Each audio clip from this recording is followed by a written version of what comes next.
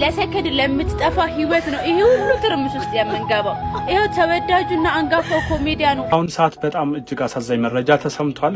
ኮሜዲያን ያሲኖን በተመለከተ ጥሩ መረጃዎች እየወጡ አይደለም። ሶሻል ሚዲያን ያጥለቀለቀው እጅግ በጣም አሳዛኝ የሆነ መረጃ እየተንቀሳቀሰ አለ። የጤንነቱ ሁኔታስ ምን ይመስላል? ብዙዎች እጅግ በጣም ተደናግጠዋል። እንደዚህ ያለው መረጃዎች በምን ምክንያት እየወጡ ይሆን? እኔ ያየሁትን ለእናንተ እውነቱ ይሄ ነው የምለውን ላጋራችሁ መጥቻለሁ። ይህንን ቪዲዮ በተቻላችሁ አቅም ሼር እንድታደርጉ ጠይቃችኋለሁ። ሌሎችንም ሀሳቦችን እናነሳለን። ጋይዝ ኮሜዲያን ያሲኖ ሞቷል ወይም አርፏል የሚሉ መረጃዎች በስፋት በሶሻል ሚዲያ መወራት ከጀመሩ 1-3-4 ቀን ሆነዋል። ይሄ ነገር ለምንድን ነው የሚሆነው? እውነትም ኮሜዲያን ያሲኖ ያለበት ሁኔታስ ምን ይመስላል? ዜናዎቹ ለማንኛውም ምን እያሉ ነው እየወጡ ያሉት? በዚህ ለሰከንድ ለምትጠፋ ህይወት ነው ይሄ ሁሉ ትርምስ ውስጥ የምንገባው። ይሄው ተወዳጁና አንጋፋው ኮሜዲያኑ ከዚህ ዓለም ድካም አርፏል። ይሄ በርካቶቻችንን በጣም የሚያስተነግጥ ዜና ነው። ጉዳዩ እንዴት መሰላችሁ? በደረሰበት ድንገተኛ የልብ ህመም ነው የሞተው እና አሁን አስክሬኑ ለምርመራ ወደ ሚኒሊክ ሆስፒታል ተልኳል። በርካቶቻችንን በጣም አስደንግጦናል። ለተወዳጅ ቤተሰቦች ልንገራችሁ ብዬ ነውና እባካችሁ በቃች ህይወት እንደዚህ ናት። አሁን አስተውሉ። ይሄ ነገር ሶሻል ሚዲያ ላይ ብዙዎች ተጠራጥረዋል። እውነት ነው እንደ እያሉ የሚያነሱበት አንዱ ምክንያት ምን እንደሆነ ታውቃላችሁ? ተደጋግሟል። ጥሩ ዜናዎችን በመስራት በሚታወቁ በሀገራችን ብዙ ጥሩ ስራዎችን በመስራት በሚታወቁ ሰዎች ሁሉ ይሄ ቪዲዮ ፖስት ተደርጓል። እጅግ በጣም አሳዛኝ የተባለ ዜና እየተሰማ ይገኛል። ተወዳጁ ኮሜዲያን ከዚህ ዓለም በሞት መለየቱ እየተነገረም ይገኛል። ለብዙ ዓመታት በኮሜዲ ስራው በርካቶችን በሳቅ ያዝናናው ኮሜዲያን ድንገተኛ የልብ ህመም ምክንያት ህይወቱ ማለፉ ተሰምቷል። አስክሬኑን በዚህ ሰዓት ለምርመራ በሚኒሊክ ሆስፒታል ይገኛል። ለኮሜዲያኑ ነፍስ ይማር፣ እንዲሁም ለቤተሰቦቹ፣ ለጓደኞቹ፣ ለወዳጅ ዘመዶቹ መጽናናት እንመኛለን።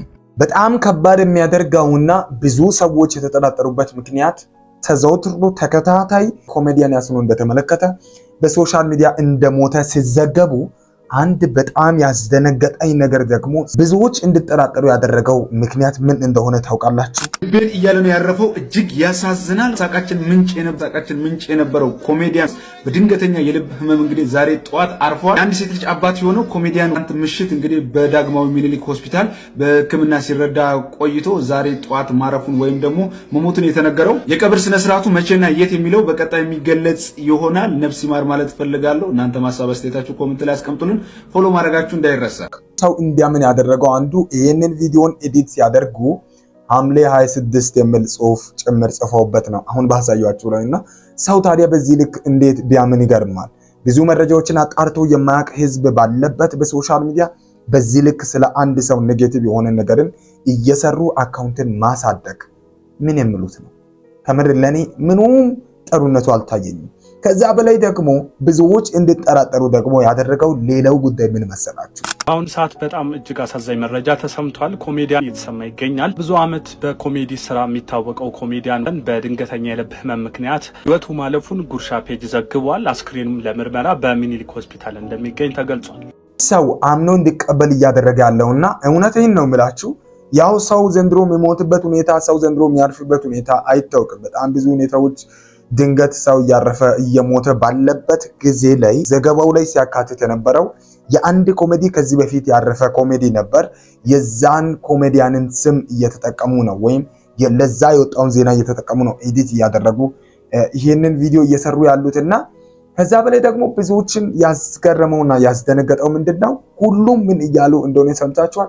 የልብ ህመም በልብ ህመም ምክንያት ድንገተኛ በሆነ በልብ ህመም ምክንያት የሚል ዜና እየሰሙ ይሄ ነገር እኮ ተደጋገመ፣ እውነት ይሁን ወይ ምን አይነት ነገር እየሰማን ነው እያሉ ብዙዎች ሲጨነቁ አየውና ነገሩ ተቀነባብሮ የተሰራ ነው እንጂ በፍጹም በሶሻል ሚዲያ አሁን በጣም የምንወደው ያሲኖ እጅግ በጣም በጥሩ ጤንነት ላይ እንደሚገኝ ያየሁት ከ7 ሰዓት በፊት ይሄንን ቪዲዮ ካየው በኋላ አንድን ቪዲዮ በራሱ አካውንት ፖስት አድርጎ ብዙዎቻችሁ ሜቢ ይሄንን ለማረጋገጥ አይታችኋልና ሲጨፍር ሲዝናና ምናምን ገንዘብ ይዞ ምናምን የሰራውን ቪዲዮ አይታችኋላ።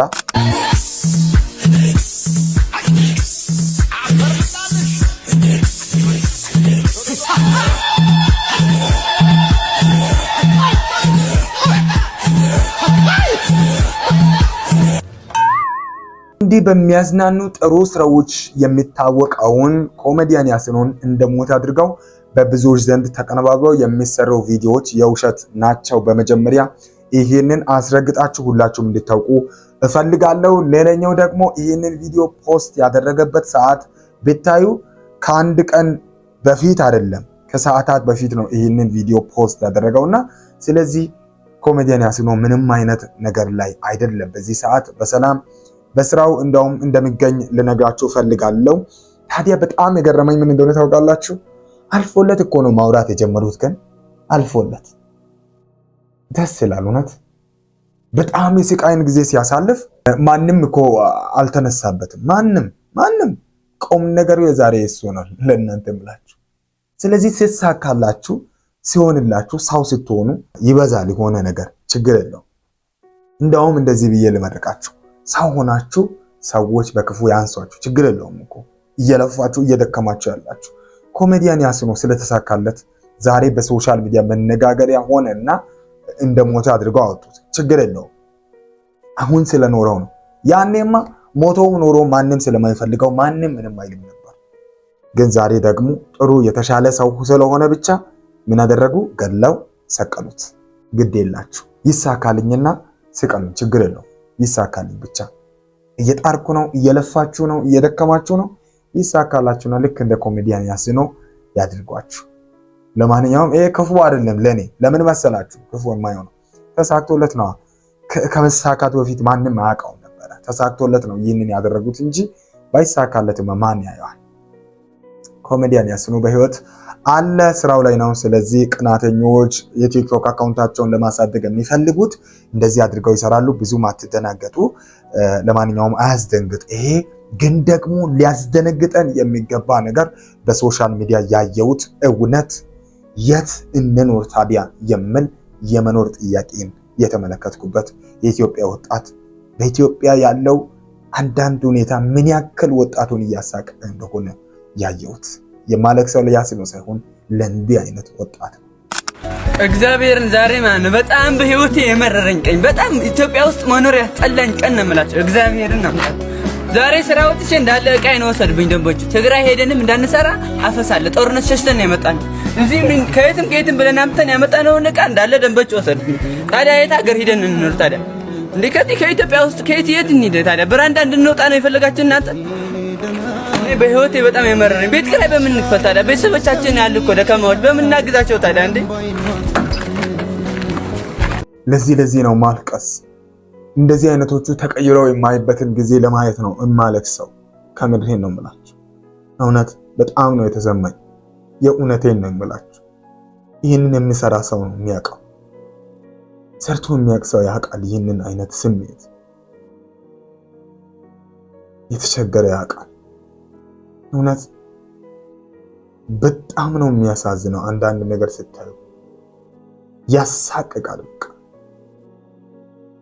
የት ነው? እሺ እውነቴን እኮ ነው። እውነቱን ነው።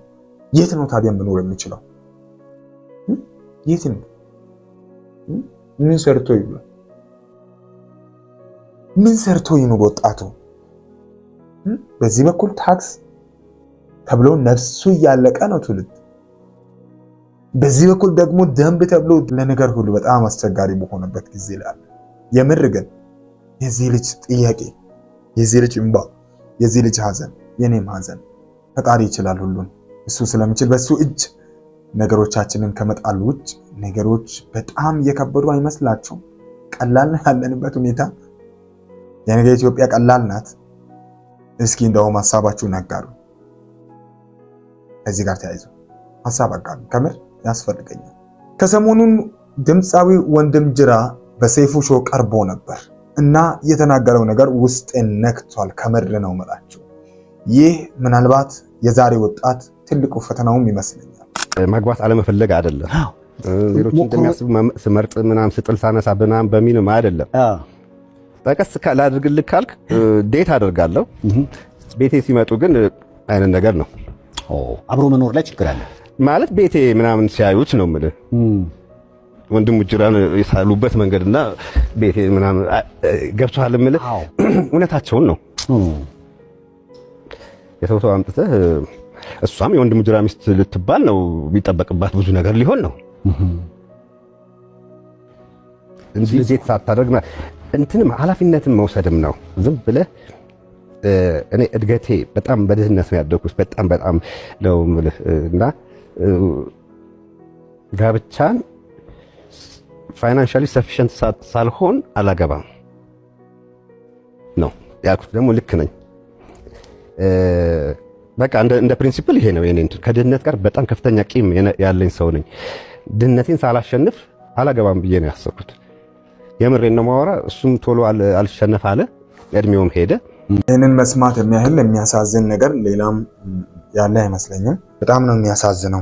ሰማችሁት አይደለም? ማግባት ሳይፈልግ ቀርቶ አይደለም፣ ማግባትን ጠልቶ አይደለም፣ ጋብቻን ምን ያህል እንደሚያከብር ሰማችሁ? ለዛ ነው ኖ ብሎ የምኖረው። ለዛ ነው እምቢ ያለው። አሸንፉ። አያችሁ፣ የሚመጣውን ትውልድም ጭምር ማሰብ ነው፣ ኃላፊነትም ነው። አንዳንዶች አሉ 4 እና 5 ዝም ብለው የሚያገቡ እንኳን አሉ እኮ። ይገርመኛል በእውነት። ዝም ብለው ደግሞ የሚወልዱ አሉ። መውለድ ልጅን የሚሰጥ በእርግጥ ፈጣሪ ነው። ግን ምን አደርጋለሁ የተወለደውንም ትውልድ ብሎ ሳያስብ ምንም ሳያቅድ ጀስት በቃ ዝም ብሎ ይገባበታል። ስለገባ ወንድም ጓደኛ ስለገባ የሆነ ልጅ ይገባበታል። ከዛ በኋላ ትዳርን ዋጋ ቢስ ያደርጋል። ነገር ግን ተጠንቅቆ ለመኖር ወስኖ ደግሞ ትዳርን መራቅም አስፈላጊ አይደለምና ግን በዚህ አስተሳሰብ በዚህ ልክ መሆኑ ይገርማል። ለማንኛውም አሁን በጣም የሚገርም ነገርን ተናግሯልና ብዙዎች እናግባህ እያሉ ነው፣ ላግባህ እያሉ ነው፣ አግባኝ እያሉ ነው የምልም እንደ ቀልድ በመሃል ሲያነሳ ነበረ። ለማንኛውም ደስ ይላል። ያገባና ትዳር ቢኖረው በጣም ደስ ይለኛል። በጣም ትልቅ ዋጋ የከፈለ ሰው ነው እና ደግሞ የተሻለን ቦታ ላይ ባየው ዋጋ የከፈለ ለትዳር ትርጉም ያለው ሰው ስለሆነ በጣም ደስ ይለኛል። ለማንኛውም ከሰሞኑን በጣም መነጋገሪያ ነበሩ ብዬ ያሰብኳቸውና ከእናንተ ጋር ብንነጋገር ብንጨዋወት ብዬ ያመንኩባቸውን ዋና ሐሳቦችን ወቅታዊም ናቸው ብዬ አስቤ ወደ እናንተ ያደረስኩ። ባካችሁ እይታው የዩቲዩብ ቻናላችን የተመታ ሆኗል። አቡክ ሚዲያን ሰብስክራይብ አድርጋችሁ ቤተሰብ ሁኑ። ይህንንም ቪዲዮ በተቻላችሁ አቅም ለወዳጅ ዘመዶቻችሁ ሼር በማድረግ ተባበሩ። ከዚህ በተሻሉ በተለያዩ እንዲሁ ደግሞ ወቅታዊ የሆኑ መረጃዎች ካች እላለሁ ማለት ነው።